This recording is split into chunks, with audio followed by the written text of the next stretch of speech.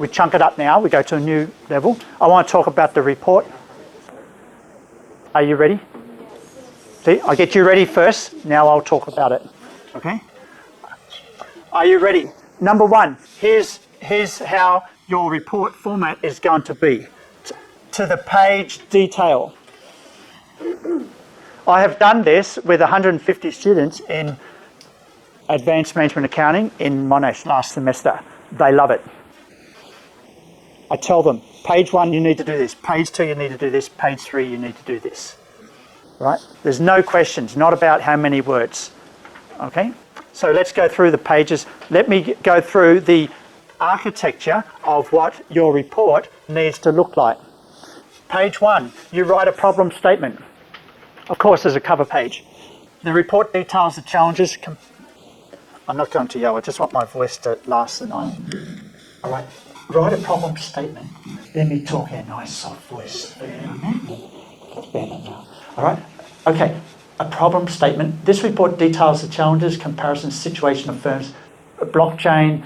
This is what we're doing. Then that's what describes what is the nature of the data that you are doing a report on. The nature of our data is we are visiting 2 factories. We are visiting Hong Kong trade show and talking to suppliers. We are watching the videos that supply on the web. We have done research into the blockchain. You with me here? Okay, all right. So briefly talk about that, but make it very clear what you're doing. Maybe you don't need page 1 to do all of that. Maybe it's a lesson page, but just right. Page 2, introduce the context. This is very, very important. What do we mean by the context? Well, it's about the problem of the context. It's creating problems for the company, the technology that you are doing your report on. What do we mean? So there's a group at the back here that doing a report on blockchain in the supply chain. So in page 2, you're going to talk about the supply chain problem or the areas in the supply chain where blockchain may be amenable. And at the same time, you may create a figure that provides some data about that context.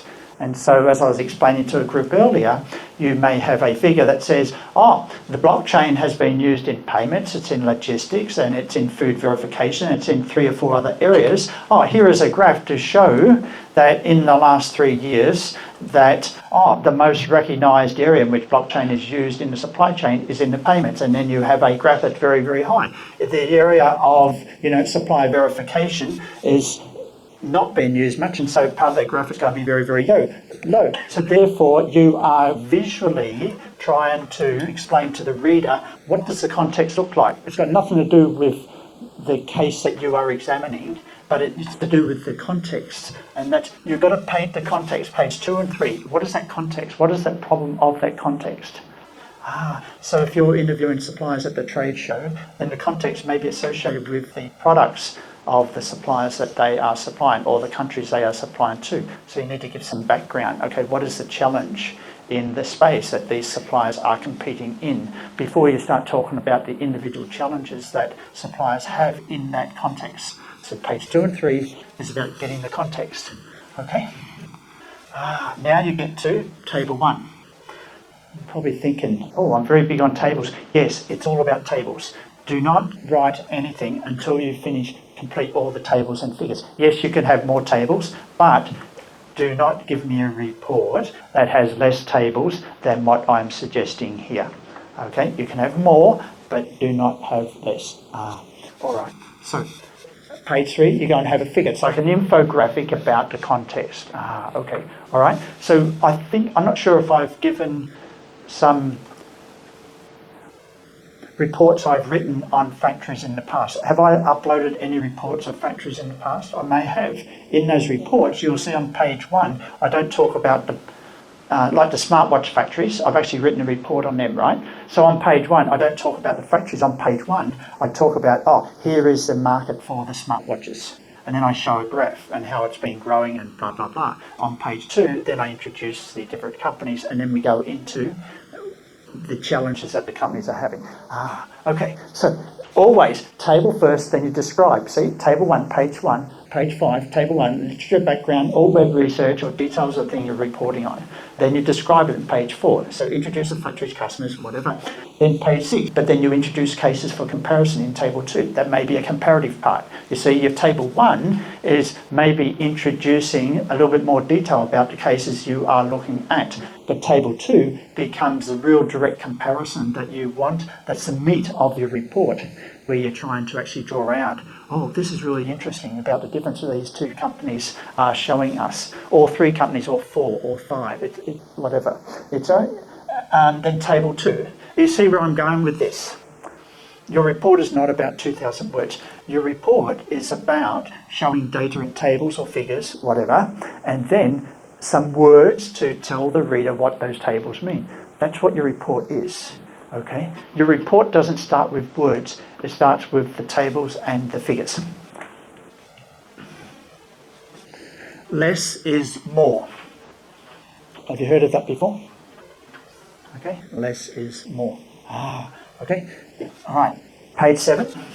Can I go to the next page? Yes or no? Okay, thank you. Permission from the audience. Good. That's another way of interacting with the audience, asking for permission. All right. Page 8. Explain the key patterns of comparisons observation. Now we've got another table, maybe page 9. And so this may be a further continuation of the comparison, or it may be much more of it may be a summary. Then page 10, conclusion. Now conclusion isn't just making up words that look like, oh, this is the end of the report. No, the conclusion is a way of reflecting on what have you just done. And really, when you go home at night and you're about to go to sleep, and then suddenly you're thinking about your report after you've finished it, right? I know you do this, all right? I'm thinking about the report. Okay. And then you start to think, oh, there's really something interesting about the report. That's what you need to put in this conclusion. That's what goes in here. The positives, the negatives, the surprises. The little things that, oh wow, I didn't know this. This is interesting. Put it in there. All right. So this is what analysts do when they do reports on particular companies, particular industries. It's a very nice way of getting the attention of the reader. Readers want to know, what is the surprise? And maybe investors, they want to know, okay, what's the positive? What's the negative? Because the negatives are the risks. Are you with me here?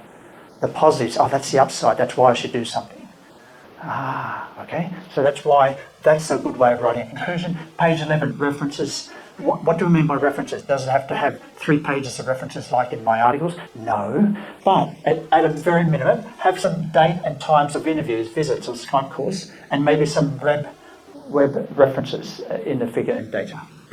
And if you don't mind, just use Times New Roman 11-point normal margins. Because some of you are going to come to me and say, well, is it 12-point or is it 10-point or whatever? If you want to use 10-point, fine, okay? But I think you don't need to give me a report that is longer than 11 pages. Okay? That's going to be hard. It's easier to write a 15 or 20-page report. Right? Oh, okay. I'll put a limit on this, all right? So put your hand up. Does this provide clarity? Sorry, no hands. Okay, all right, good. All right, good. And so now your task is to think in terms of, okay, we've got to task this out in terms of filling up the pages. Are you with me here? So where do you start? You start with the tables, you start with the figures. That's it. All right? When you get together as a group, whatever you're doing, you've got to agree to, okay, what tables and figures do we want to put in our report? That's the main thing you have to agree to, and you spend 70 or 80% of your time getting the data right or the comparisons right and the tables. Because once you get that done, the writing is easy. Because the writing is basically describing what is in the tables. What does the table mean? You know, what should the reader look at in the table? Because the table is the evidence. Wow. Is it that easy?